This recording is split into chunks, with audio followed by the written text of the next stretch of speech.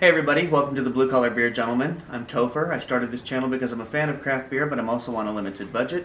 So I wanted to demonstrate it was possible to enjoy good quality beers without having to break the bank. Therefore, I'm always looking for the best deals on beers. Today I have with me my friend Heidi. You may recognize her from some previous reviews. She helped me review the Don Bramoso Hazy IPA from Tenaya Creek.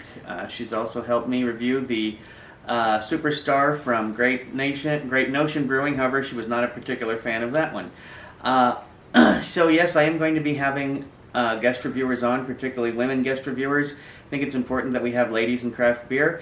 I'm going to turn the floor over to Heidi in just a moment, and she's going to tell you about herself, her Instagram handle, what she has going on Instagram, about her business.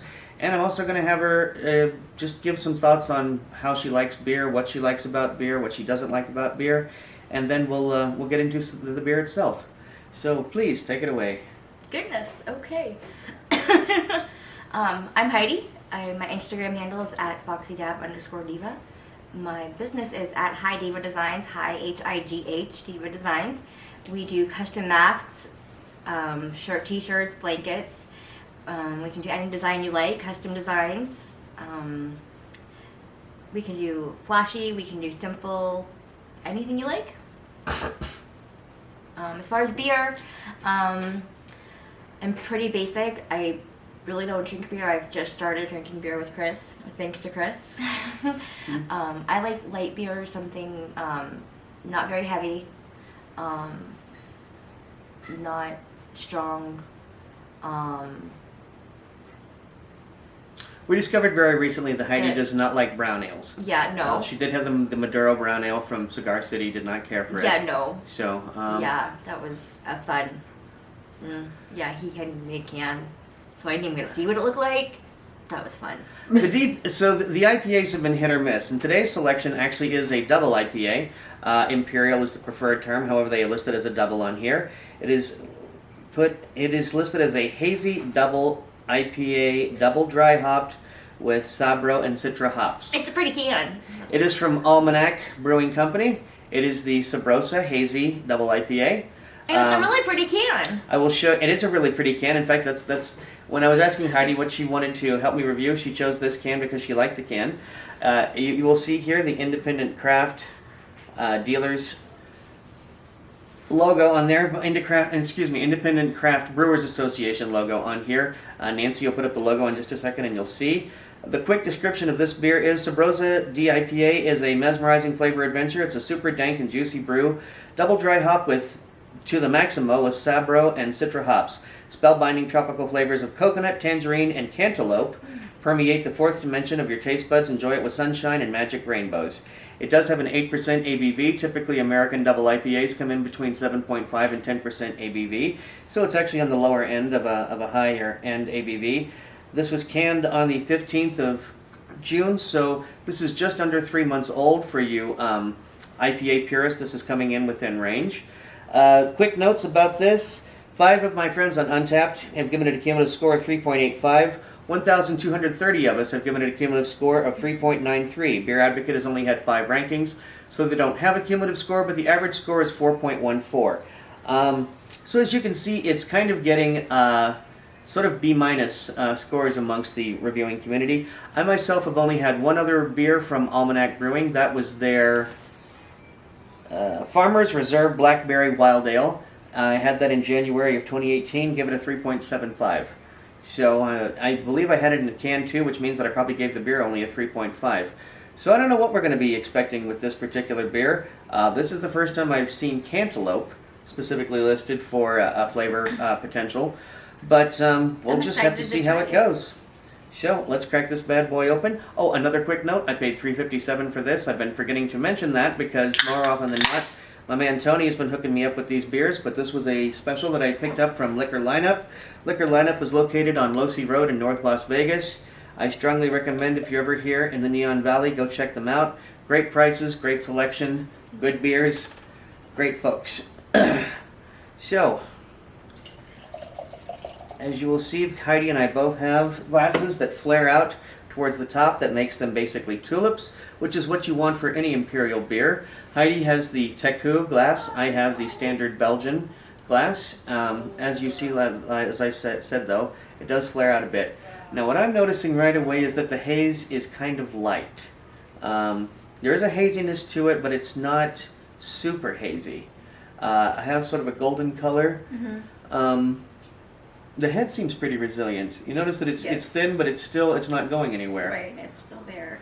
I'm not seeing a lot of carbonation in this. No. I'm going to have to describe that as actually low carbonation. What else are you seeing in terms of color or just character of the beer itself? My lighting isn't great over here, so it's kind of hard to... It's hazy. It's Yeah, definitely it's hazy. definitely hazy. And I'm going to describe that as probably a... I'm going to describe it as a muted golden color.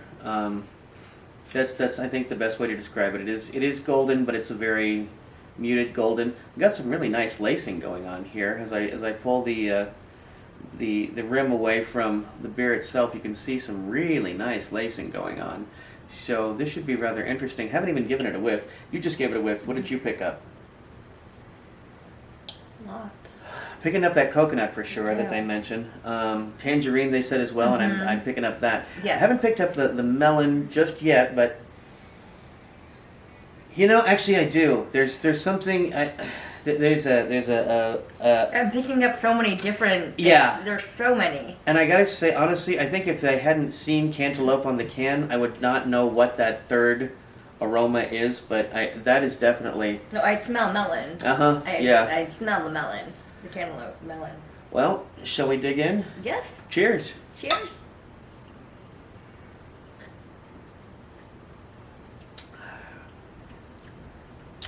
First impressions, going to describe that as a low mouthfeel. No real spikiness to this at all. Actually, no real alcohol burn, despite the 8%. And now on the tail end, I'm getting just a little bit in the nasal passage. Once the beer finally goes down the palate. Are you getting any at all? No. No? The very, very tail end, but... Just the honestly, slightest bit of it's warmth. from the first taste, it's very bland. You think? From that very first taste, it's just very, very simple. I think there's more of an aftertaste than an actual taste, honestly, because now that when you were saying that, I was thinking, no, I felt kind of the same way. But then, the longer that the air gets to my tongue after drinking it, I'm still kind of picking up on that coconut. Picking up coconut more than anything on the flavor. Are you picking up anything at all? I mean, when you say bland, are you like, is it basically just tasting like water to you? Or? No, I mean, I still taste a little bit of flavor, but when you taste something and you expect to taste it when it hits your tongue and be wowed by a flavor, I don't get that when it hit my tongue. Right. Yeah, it's not a strong flavor. All the flavors are subtle. In fact, I would go so far as to say that the fruit components that they mentioned on the can are coming through much stronger in the aroma and the bouquet than they are the tongue and flavor. Yes. For sure. I am still very impressed with that lacing, though. That's some really nice lacing. But in between a low mouthfeel and a subtle flavor, and just the slightest alcohol burn on the back end. I don't know. There's not it's kind of hard to feel any way about this beer, really. Either... I'm almost indifferent. Exactly, yeah. I mean... Which is... No. Who cares? No, but it's true. Which for me is... Nah. Yeah. I'm thinking... I'm seeing why it got such, as I said, B- scores. And I think everybody was kind of being kind. Now, I perhaps maybe if this was on tap, it might be better. Maybe the canning process has taken away some of the flavor. Deflated. Does that make sense? It's almost like it's... I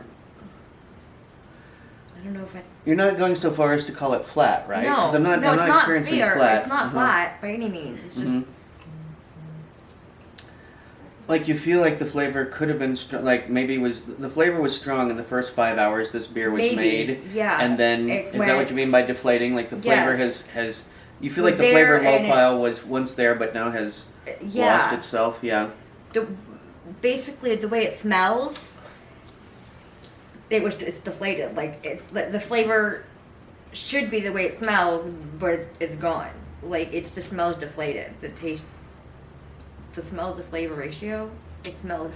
The bouquet is definitely it's stronger than deflated. the flavor. That's for sure. Much, much stronger.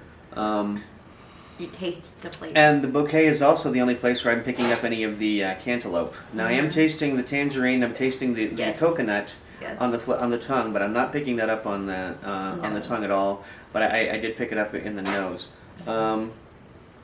It has sort of a. It is a very subtle flavor, as Heidi said,